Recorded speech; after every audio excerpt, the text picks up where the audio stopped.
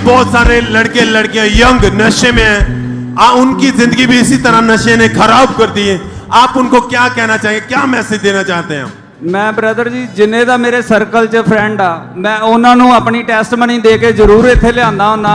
मैं कहना हुन्ना मेरे नाल चलो गड्डी च, तुहाडा सारा खर्चा मैं करूंगा, तुसी मेरे नाल जाना आ बस गड्डी च। मतलब भाई आप उनको चाहते हैं चर्च लेके आए और परमेश्वर उनकी लाइफ को बदलेगा। हाँ जी, उन्होंने ही बदलूगा। थैंक यू जीसस बोले, तारीफ करे सब जन। थैंक यू, धन्यवाद देते हुए खुदावंद के नाम को महिमा दे सब जन।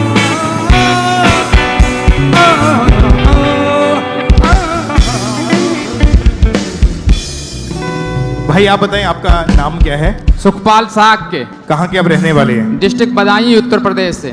पिछले 25 साल से आपको सोराइसिस जो स्किन का रोग है वो आपको हो गया था। जी सर। ये रोग कैसे शुरू हुआ था और क्या प्रॉब्लम थी इसकी वजह से आपको?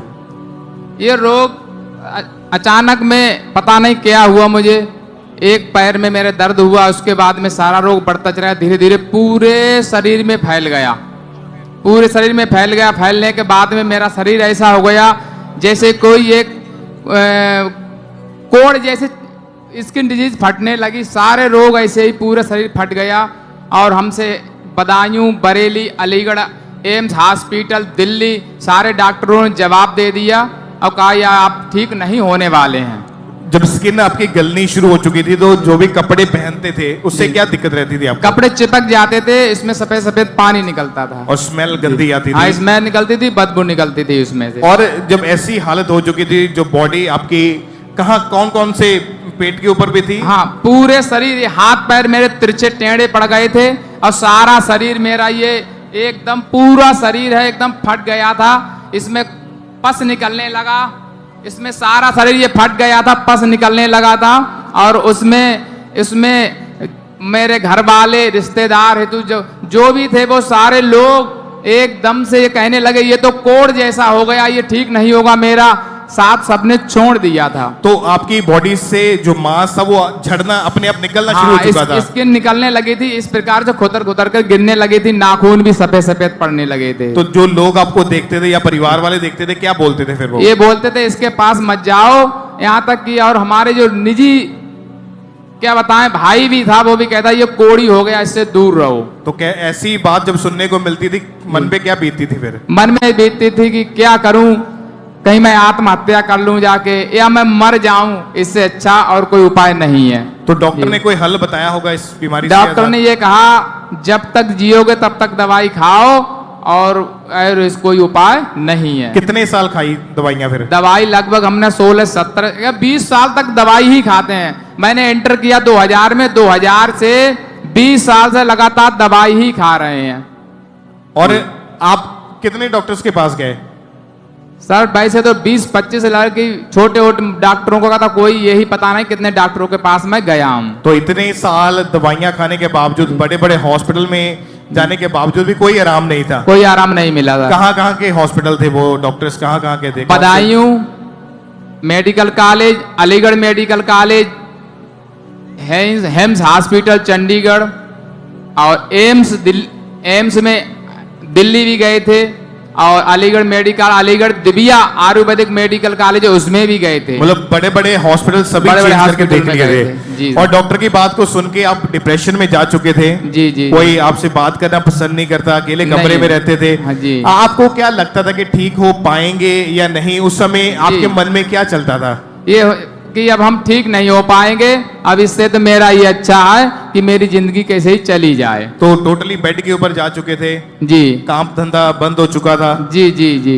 आपको लगता था कि इससे अच्छा मैं मर ही जाऊं? जी, मर ही जाऊं। मतलब इतना ज्यादा दुखी हो चुके थे? जी। आप इमेजिन कर सकते हैं कि 20 साल जिसने इलाज करवाया हो और बड़े बड़े हॉस्पिटल, डॉक्टर सब चेंज करके देख लिए, जब कोई रिजल्ट नहीं मिला, कोई हल नहीं मिला, तो इतना बंदा अंदर से टूट चुका था। आपको फिर यहाँ का अंकुरमुला मिनिस्ट्रीज के बारे में पता कैसे चला? सर यहाँ का पता चला, हमारे एक चचेरे भाई पानीपत में रहते हैं, उनका वो अपने बेटे को यहाँ लाए होंगे, तो उन्होंने कहा कि भैया तुम वहाँ चले जाओ जलंधर में, वहाँ वो पापा जी हैं तुम्हारे लिए इस प्रकार से छू देंगे। उन्होंने उंगली उठाई, बोले तुम्हें इस प्रकार से छू देंगे तुम ठीक हो जाओगे। तो मैं पढ़ा लिखा हूं, मैंने ग्रेजुएट कर लिया। मैंने ऐसा तो जादूगर कोई है ही नहीं, ऐसे उंगली से छू दे ठीक हो जाए।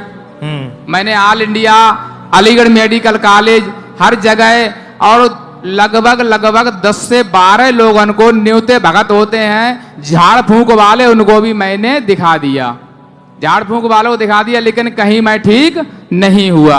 तो उन्होंने कहा आप चंडीगढ़ आ जाइए, जलंधर आ जाइए, और वहाँ वो पापा जी हैं, तुम्हारे लिए ऐसे उंगली से छू देंगे और ठीक हो जाओगे। तो मैंने ऐसा कुछ नहीं है, अब हम मुझे चल पाता नहीं, मैं चल नहीं पाते थे। तो बोले ऐसे तो मोबाइल लाओ अपना। तो उन्होंने मुझे मोबाइल दिया और कहा ले ये देखते रहो। तो मैंने मोबाइल पे प्रार्थना सुनता रहता था और कुछ उस समय दिल नहीं मानता था तो मेडिसिन भी लेता रहता, लेकिन जहीं वचन मेरे समझ में आते गए और मैं ठीक होता चला गया। और जब आप 12 मई 2024 को जब चर्च में आए थे तो परमेश्वर के दास ने स्पेशल चमड़ी के रोगियों के लिए स्पेशल प्रार्थना की। उस प्रार्थना को भी हम देख सकते हैं स्क्रीन के ऊपर एक बार। स्किन के रोगियों को आजाद होते हुए, स्किन के पेशेंट्स को आजाद होते हुए, स्किन के रोगियों को आजाद होते हुए आपके ऊपर ऑयल आते हुए मैं देख रहा हूं, खुदावंद का मस्से को आते हुए देख रहा हूं। तो आप बताएं कि जब आपने परमेश्वर के दास के द्वारा हुई प्रार्थना को रिसीव किया, बॉडी में क्या फील हुआ उस टाइम आपको? तो जब पापा जी ने प्रार्थना की थी तो ये लगा मेरे शरीर में एक करंट जैसा लग रहा है, जैसे बिजली चीटियां सी काटी, करंट जैसा लग रहा है। और मैं घर चला गया। जाने के बाद में प्रार्थना की, मैं सुबह शाम प्रार्थना किया करता, रात में उठता था प्रार्थना किया करता था। एकदम उसी दिन के बाद से मैं आज तक ठीक हूं। तो मैंने कहा इससे बड़ा जादूगर दुनिया में कोई नहीं है। हालेलुया, बोलो प्रभु यीशु मसीह की बार हालेलुया। आप इमेजिन कर सकते हैं कि परमेश्वर कितना बड़ा अद्भुत काम करने की सामर्थ्य रखता है। वो कोई जादूगर नहीं है, वो जीवित परमेश्वर है जो आपकी लाइफ को, आपकी जिंदगियों को चेंज करता है। आपको मरे हुए को परमेश्वर फिर से जीवित करने की ताकत रखता है, गिरे हुओं को उठाने की ताकत रखता है। एक बार ऊंची आवाज में बोले डॉक्टर जीसस। आप अभी अपनी बॉडी को दिखाएं, जहां जहां आपकी बीमारी थी, अपना पेट को, इनकी पैरों को, टांगों को हम देखें, पूरी बॉडी को दिखाएंगे। और उस बीमारी का एक भी निशान इनकी बॉडी के ऊपर तक नहीं है। वो चमड़ी का जो रोग था, सोराइसिस, जो लाइलाज बीमारी पूरी तरह से इनकी बॉडी से जा चुकी है। और ये भाई जो है वो पूरी तरह से हील हो चुके हैं। परमेश्वर का थैंक्स करें, परमेश्वर के जीवित नाम को महिमा दें, परमेश्वर का थैंक्स करें इस बड़ी गवाही के लिए जो काम परमेश्वर ने इनकी जिंदगी में किया है। ऊंची आवाज में खड़े होकर अपने स्थान के ऊपर उस जीवित खुदा के नाम को महिमा दें। कैमरामैन आप पूरी बॉडी को दिखाएं प्लीज, सिर से लेके नीचे पांव तक।